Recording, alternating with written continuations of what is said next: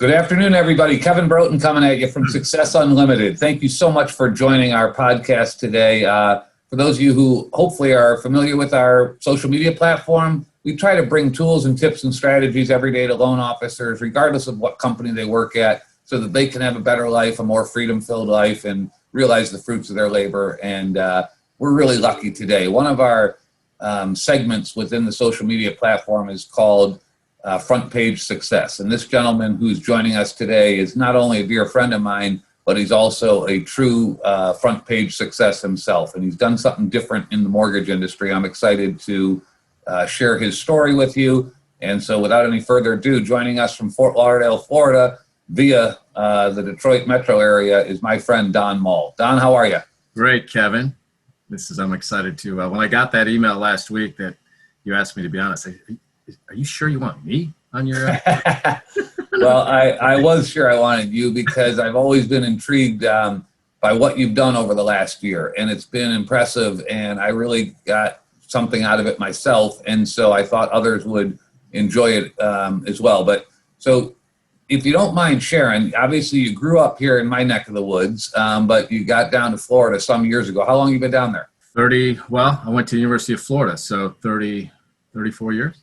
Perfect. And Don came from another walk of life. He was not a lifelong mortgage guy, and he's been very successful in a couple other industries. And about a year or so ago, he, I think there was some turmoil in the industry you were in and some changing of the guards at a couple places, and you decided to jump into the mortgage business. And he wanted to differentiate himself because he was entering a large sea of people that had had a ton of years experience on him. And although he had been very successful in other arenas, he was trying to be successful in the mortgage business. So, Don, I don't want to steal the thunder, but could you tell everyone what you did do and how you kind of picked that and then how you became what you've become?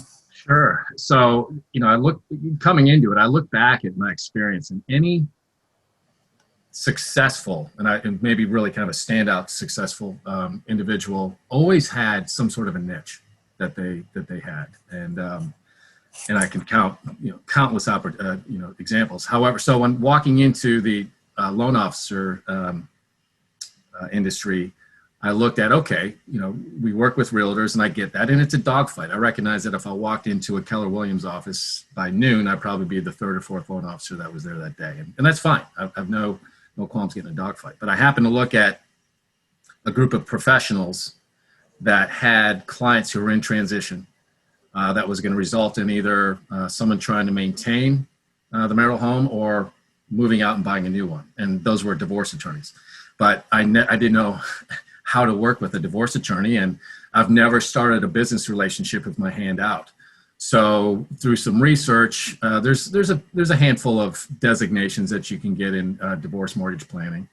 And I did earn one, and then another one came to my attention at the beginning of this year that has really changed everything in terms of taken off in terms of the activity that I'm getting from my partners in the divorce professional team. It's not just the divorce attorneys, believe it or not. You have CPAs, you have valuation experts or forensics, you have financial advisors. You even have, I've just in the last 3 months, I've gotten 2 referrals from psychologists. So it's a whole new world of opportunities in terms of potential referral partners, and that's you mentioned it takes some time to get to this point because our realtor partners, when they go through training they get their license and then they go to their first brokerage, they say, okay, you really need to partner up with a lender or a couple of lenders. Well, when attorneys are in law school, and they'll even tell you in law school, they're not trained, whatever area of expertise they're going to go into. But then when they get to their firm where they land, and whether it's bankruptcy, patent, divorce law, it's really kind of on-the-job learning. And they're never taught, hey, by the way, if you're going to do divorce law, you need to get yourself a good lender. It's just not. It's not something that's indoctrinated. So it's a true paradigm shift. When I'm working with these divorce attorneys, the first step is creating awareness. And then from there, getting to that point where I'm a trusted advisor. And so it does take some time to get there because I'm not the only loan officer calling on them.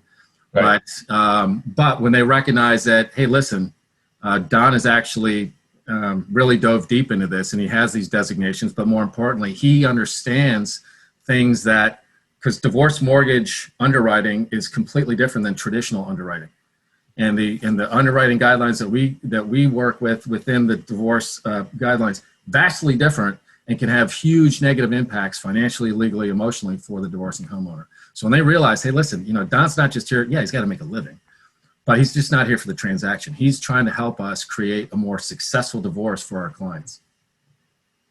That's unbelievable. And how do you save an attorney time if you do? Are you able to provide things to that attorney that they would have had to get on their own if they didn't have you? Does that help them? Oh, sure. There's really a 4-step process when we're going through the divorce mortgage process. The first is vetting the house. And when I say that, I mean, there's things like ownership. Believe it or not, ownership it does determine what type of financing is available for the refinancing spouse or not available. We've got to look at taxes, valuation. Valuation's huge because there's only 3 ways to value the property. Depending which avenue they use, we want to make sure that there's no gaps in that, because now we're talking about the marital balance sheet, which impacts the CPA, which impacts the financial advisor. Then we have qualifying income, whether we're using employment income, support income, whether that's child support, alimony, or maintenance payments, which, by the way, each one of those are treated differently by underwriting guidelines, so you have to understand those, or no income at all. Many times someone will say, okay, listen, in lieu of monthly alimony payments, I just want to pay you a lump sum. What do we do now? Because income's kind of important when you're trying to underwrite a loan, a mortgage. A little bit, yeah. So there are solutions to that. And then we got to take a look at the consumer debt analysis. There's many times joint debt within the marriage. So how is that going to be evaluated? How is that going to be distributed? And then we provide them with their equity buyout options. So, and with that, yeah, there's, we're all familiar with, which I love, is a mortgage coach. So within the designation, I have the Certified Divorce Lending Professional, or CDLP, which is offered by the Divorce Lending Association. We have something similar to a mortgage coach, where I can provide this, to answer your question, a tool to say, hey, listen, let's just say she's trying to refinance the marital home. Okay, scenario 1, 2, 3, and 4. Here are the different options. Okay, what if this isn't going to work? What if he or she wants to purchase a new home? Okay. Scenario 1, 2, 3, or 4, this is what's going to be required. It's really important when there's going to be some sort of support income, because that's where, the attorneys just don't understand that sometimes that language within the marital settlement agreement can be prohibitive from their client obtaining mortgage financing, whether it's now or down the road. Correct. Well, I think it's great, too, that you have such the right disposition and demeanor for this work, because I can only imagine how emotional some of the situations you've had to deal with are. Yeah. And I can't even think of going through that or what that would possibly mean. But you have to stay even-keeled, I assume, and you have to be part of the rock on the team that is not buying into the emotional side of this, even though it's a highly emotional function that someone's going through in their life. I assume that's true.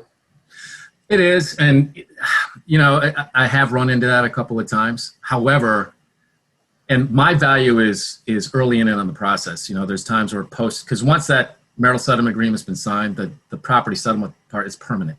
They can alter with their support income depending on an economic change in the payor. However, I think by the time I come in, it's only happened a couple of times, but I think by the time I come in, the attorneys have told them, hey, listen, I'll listen to your emotional aspect of this, but I'll probably be the most expensive therapist that you've had. So, that's been mitigated. So it's not as bad as one might think. Because realtors on the other end, they've had some bad experiences with trying to sell a home, because maybe one spouse is there, doesn't want to sell it, is not going to allow showings. So there's been plenty of nightmares on that side of it.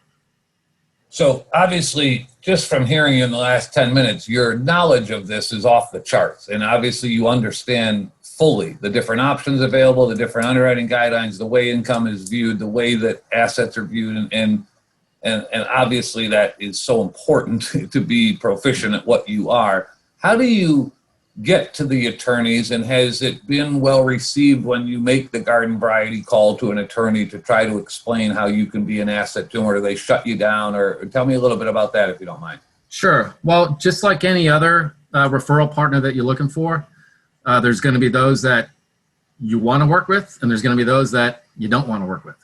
Right. So it's finding that, the divorce marketplace it's estimated to be $11.9 billion industry with over 60,000 law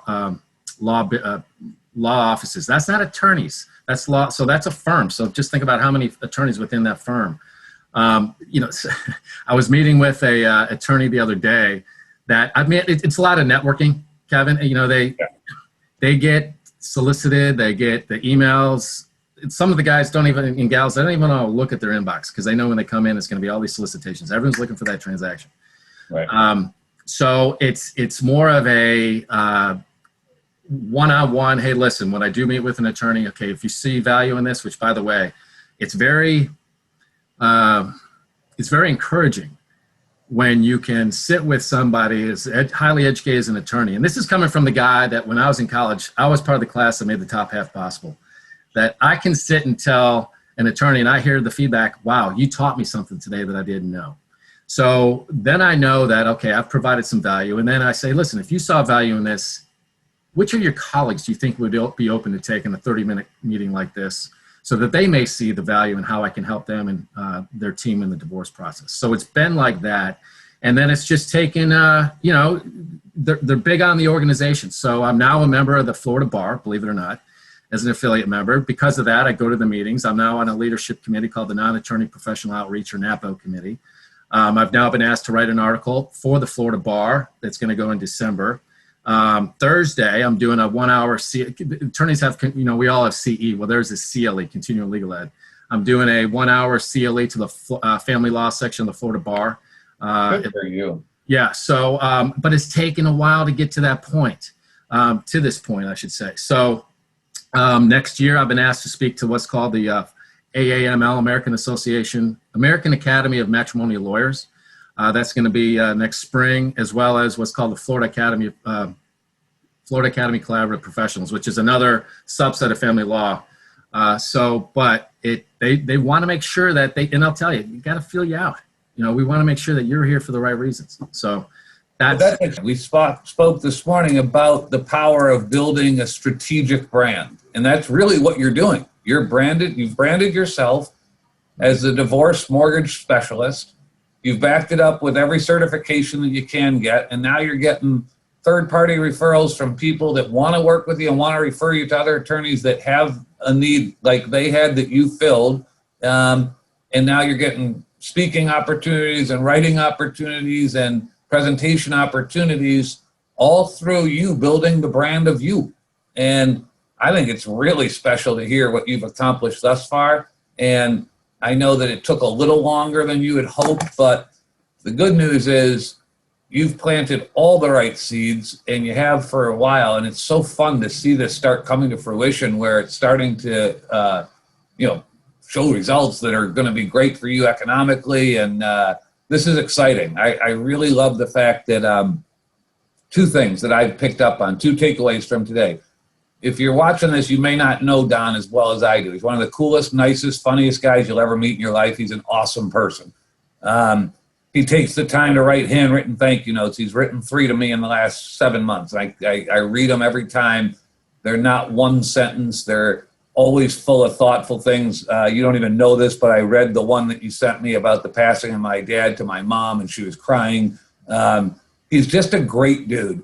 And that's where it starts. But what else is cool about Don is he doesn't give up. And he started planting these seeds. Some people don't know this, about 14 months ago.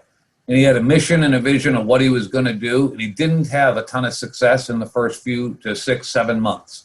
And a lot of guys would have given up, and he didn't.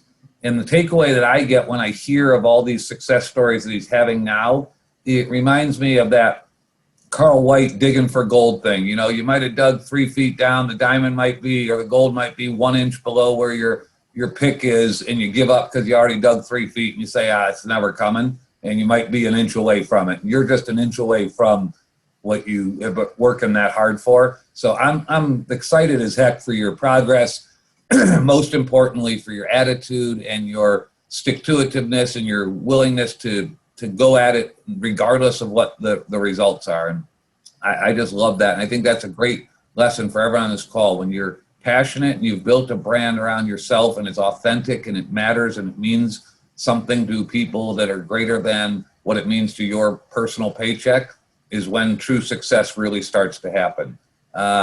Any parting thoughts, Don? Because they're going to make me kind of shut it down soon. But what about others that are maybe thinking, wow, that's a niche I never thought of? Do you think it's a worthwhile pursuit, or is it too long of a road to hoe before you see anything? Tell me about that if you could. Right. So I get asked that quite a bit by, I get calls from across the country, people that, heard about this for one way or another. And I say, well, I was in a little unique situation because I came in brand new. So I was learning new, habits. So keep your other referral partners. And this is a nice niche. I see that the struggles that, we're all having in this market. But actually August was my probably most active month in terms of the leads or referrals, whatever you want to call them, from my attorney and CPA and financial partners. So I would just say that, it does take you may not see immediate results, but and we hear about the rates, right? 6 something. In the last 6 conversations I've had with divorcing homeowners, how many times that's come up? Never. Maybe towards the end, like, what's this going to cost? They just want to make sure that, because let's see, 70% of divorces are filed by women. Most of them are going to want to try to keep that marital home because of the stability for the children, the schools, et cetera, the neighborhood. Well, they just want a solution to that problem. And if you can provide that and say, look, I'm going to provide it, naturally you're going to ask, we're going to provide a competitive rate. We all get rates from the same place. So, right. So yeah, that's, I guess if that answers your question, I'd highly recommend it, to those that are listening on this podcast. Well, I agree with you. And I just love the fact that you took time out of your day to share with us today. You brought something of value, which is always what our mission here on Success Unlimited is to bring a tool, a tip, or a strategy to any loan originator in the country, regardless of where they work, to help them have a better life. That's our whole mission with this platform. You've obviously delivered on that today. For those of you who are interested, give me a shout out or contact me at the variety of ways that you know how to contact me, and I'll get you in touch with Don. But he's a great guy. He'll help anybody. And most importantly, cares more about the client than he does his commission check. And that's why he's successful. So Don, thank you so much for joining us. I can't tell you how much I appreciate it. I hope to see you. I'm sure I'll be seeing you up here in Detroit sometime in the fall, right? Motor City, baby. Yep. Good. So, well, I look forward to that day. And again, thank you for just everything, for joining us today, your expertise and your friendship. I value all of them very much. Well, I was flattered when you invited me. So thank you so much. All right. You guys have a great day. And please tune in throughout the rest of the month. We'll keep bringing content that we think helps you have a better business. Thanks. Take care now.